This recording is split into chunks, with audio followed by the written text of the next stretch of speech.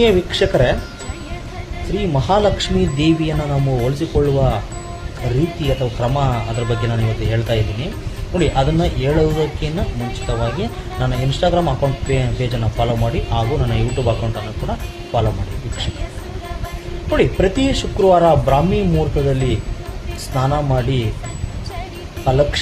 ಲಕ್ಷ್ಮಿಯ ಫೋಟೋದ ಮುಂದುಗಡೆ ಆಗಿರಲಿ ಅಥವಾ ಲಕ್ಷ್ಮಿಯ ವಿಗ್ರಹದ ಮುಂದುಗಡೆ ನೀವು ತುಪ್ಪದ ದೀಪವನ್ನು ಹಚ್ಚಿ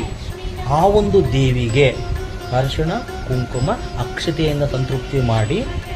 ಹಾಗೂ ಆ ದೇವಿಗೆ ನೀವು ಗುಲಾಬಿ ಮತ್ತು ಕಮಲದ ಹೂವಿನಿಂದ ಅಲಂಕರಿಸಿಬಿಟ್ಟು ನೋಡಿ, ಹಾಗೂ ಧೂಪ ದೀಪ ಊದಿನ ಕಡ್ಡಿಯಿಂದ ನೋಡಿ ಶುದ್ಧ ಮನಸ್ಸಿನಿಂದ ಪೂಜೆ ಮಾಡಿ, ಪೂಜೆ ಮಾಡೋಕ್ಕಿಂತ ಮುಂಚಿತವಾಗಿ ನೀವು ಸಕ್ಕರೆ ಹಾಗೂ ಹಾಲಿನ ನೈವೇದ್ಯದಿಂದ ನೀವು ಒಂದು